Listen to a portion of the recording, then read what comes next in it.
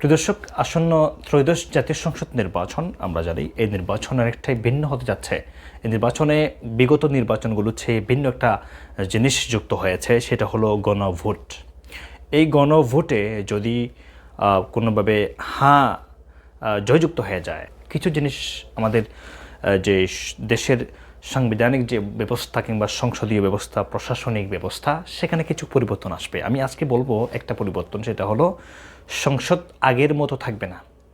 আমাদের যে সংসদ, এটা এক কক্ষ বিশিষ্ট সংসদ হিসেবে পরিচিত। স্বাধীনতার পর থেকেই আমাদের সংসদ এক কক্ষ বিশিষ্ট সংসদ। অর্থাৎ এই যে নির্বাচনগুলো হচ্ছে, ৩০০টি আসনের মধ্য থেকে নির্বাচিত প্রতিনিধিরা সেখানে যান, তারা শপথ নেন এবং সংরক্ষিত নারী আসন ৫০টি। সেটা আগে অনেক ২০টা ছিল, ২৫টা ছিল, ৩০টা ছিল, সেখান থেকে ৫০টা করা হয়েছে এই পর্যন্ত। এভাবেই এক কক্ষ বিশিষ্ট সংসদ আমাদের ছিল। এক কক্ষ বিশিষ্ট কেন বলছি? কারণ এখানে এই সংসদ যেই নিয়মগুলো কিংবা যে আইনগুলো প্রণয়ন করত, যে বিলগুলো পাশ করত, কিংবা যে সমস্ত সংশোধনীগুলো তারা আনত সংবিধানের, সেখানে পরবর্তীতে অন্য এমন কোনো ব্যবস্থা ছিল না, এমন কোনো কমিটি ছিল না তাদের পাশকৃত কিংবা তাদের যে প্রণয়নকৃত সংশোধনকৃত যে আইন বিল যেটাই হোক, সেটাকে সংশোধন করে দেওয়ার মতো কোনো কেউ ছিল না। কিংবা তাদের যে এই করা একটা বিল বা একটা আইন, এটাকে প্রশ্নবিদ্ধ করার কোনো ব্যবস্থা ছিল না। সে কারণে কি হয়েছে? সে কারণে হচ্ছে কি, বিগত বছরগুলোতে আমরা দেখেছি যে এমন এমন আইন হয়তো হয়ে গেছে যেটা হচ্ছে জনগণের পরিপন্থী, সংখ্যালঘুদের আইনের পরিপন্থী কিংবা সংখ্যাগরিষ্ঠ মানুষের সংস্কৃতির পরিপন্থী এমন জিনিসও এখানে চলে এসেছে। সে কারণে এই যে সংবিধান সংস্কার কমিশন যেটা করা হয়েছে এই অন্তর্বর্তীকালীন সরকারের অধীনে, সেখানে তারা সংসদকে দ্বিকক্ষ বিশিষ্ট করার প্রস্তাবনা তারা দিয়েছেন।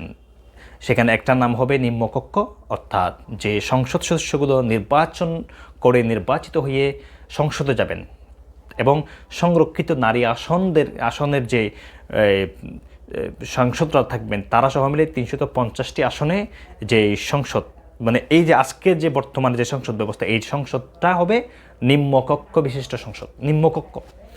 আরেকটা উচ্চকক্ষ থাকবে, যে উচ্চকক্ষের কাজ হবে যে এই নিম্নকক্ষে যে আইনগুলো পাশ হবে, বিলগুলো পাশ হবে, যে সংশোধনীগুলো হবে, যে বাজেটগুলো এখানে পাশ হবে, সেই পাশকৃত বাজেটগুলোকে কিংবা প্রস্তাবিত বাজেটগুলোকে, প্রস্তাবিত আইনগুলোকে, প্রস্তাবিত যে সংশোধনীগুলো, সেগুলো উচ্চকক্ষে যাবে। উচ্চকক্ষ কী করবে?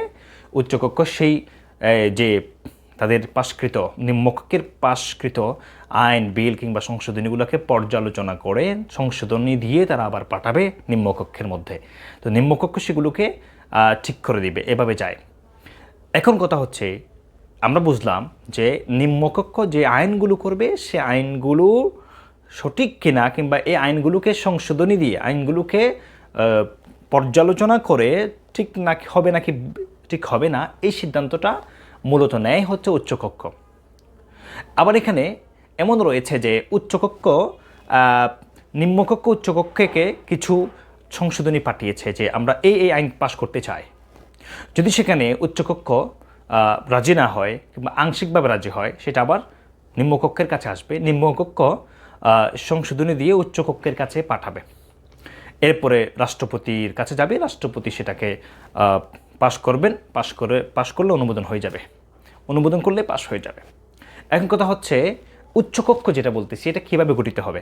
নিম্নকক্ষ তো আমরা জানলাম, এই যে নির্বাচন হচ্ছে, এই নির্বাচনে যে সংসদগুলো যে সংসদের আসনগুলো, সংসদীয় যে আসনগুলো আছে, সংসদীয় আসন, এখান থেকে সংসদ নির্বাচিত হবেন, নির্বাচিত প্রতিনিধিরা সেখানে যাবেন নিম্নকক্ষে।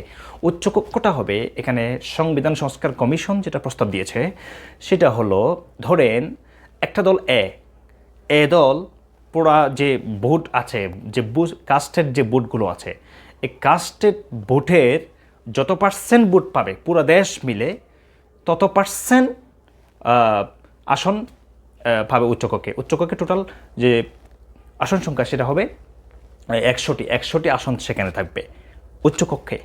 তো যে দল যত পার্সেন্ট ভোট পাবে, একটি আসনে নয়, পুরো দেশে, ধরেন এই নির্বাচনে যদি ১০ কোটি ভোট যদি এই নির্বাচনে কাস্ট হয়, তাহলে এই 10 কোটি ভোটের, ধরুন আমি মনে করলাম একটি দল এখানে টোটাল যে কাস্টেড ভোট আছে সেখান থেকে 30% ভোট পেয়েছে। তো 30% ভোট যদি পায় তাহলে ওই দলের উচ্চকক্ষে আসন হবে এই 10 কোটি এর 30%, মানে 3 কোটি। আরেকটা দল সে পেয়েছে 40% ভোট পেয়েছে টোটাল বাংলাদেশ মিলে। তাহলে ওই ব্যক্তি ওই দলের যে উচ্চকক্ষে আসন সংখ্যা হবে 40%, মানে 10 কোটি 40% মানে হচ্ছে 4 কোটি। এভাবে করতে করতে যাবে। এখানে একটা নতুন বিষয়, সেটা হলো ধরেন কোন একটি দল যে নিম্নকক্ষে কিংবা সংসদ নির্বাচনে একটি আসনও পায় নাই, কিন্তু এমন হয়েছে যে সে তো একটি আসন না পাইলেও যেখানে যেখানে সে হেরেছে সেখানে বিজয়ী প্রার্থী তার চেয়ে ভোট বেশি পেয়েছিল, কিন্তু সে তো ভোট পেয়েছে। সে এই আসনে, ওই আসনে, এ আসনে, বি আসনে, সি আসনে যে ভোটগুলো সে পেয়েছে তার ভোটগুলো নিয়ে হয়তো সে নির্বাচিত হয় নাই, কিন্তু সেটা যে ভোট মানুষেরা দিয়েছেন এই ভোট একটা সংখ্যা, এই সংখ্যার অনুপাতে সে উচ্চকক্ষে আসন পেতে পারে, এটা সম্ভাবনা আছে। অর্থাৎ বুঝতে পারলাম উচ্চকক্ষে এমনও প্রতিনিধি যেতে পারেন যে যার দল কিংবা যেই দলের কোনো প্রার্থী কোনোভাবে একটা আসনও পান নাই, তারাও কিন্তু উচ্চকক্ষে আসন পেতে পারেন। এই উচ্চকক্ষের মাধ্যমে সুবিধা যেটা, সেটা নির্বাচন যে সংবিধান সংস্কার কমিশন বলেছেন যে এখানে যে মানুষের স্বার্থ পরিপন্থী, জনগণের স্বার্থ পরিপন্থী কোনো আইন তাড়াহুড়ো করে করা যাবে না। আইন পরিবর্তনটা কিংবা সংশোধনটা কঠিন হয়ে যাবে। কঠিন হয়ে গেলে কী হবে, যে মানুষের অধিকার করব হবে না। এটা এই নির্বাচনের মধ্যে প্রয়োগ হবে বলে ধারণা করছেন বিশ্লেষকরা। এবং এখানে যে আমি যে বলেছি উচ্চকক্ষে যে ভোটের যে পার্সেন্ট, এই পার্সেন্ট অনুসারে কি হবে, নির্বাচনের যে উচ্চকক্ষের যে আসন আছে সেগুলো নির্ধারিত হবে। এটাকে বলা হচ্ছে পিআর, মানে হচ্ছে কি প্রপোর্শনাল রিপ্রেজেন্টেটিভ, মানে আনুপাতিক হারে যে আসন পাওয়া, এটা উচ্চকক্ষ হবে। তো এটা একটা পরিবর্তন আমরা দেখতে পাচ্ছি যে এটা আমাদের এই যে জাতীয় সংসদ নির্বাচন, এই নির্বাচনে এটা প্রয়োগ হতে পারে যদি গণভোট হাঁ জয়যুক্ত হয়, গণভোটে যদি হাঁ জয়যুক্ত হয়। প্রিয় দর্শক, আপনারা হয়তো ইতিমধ্যে বুঝতে পেরেছেন যে উচ্চকক্ষ নিম্নকক্ষের বিষয়টা।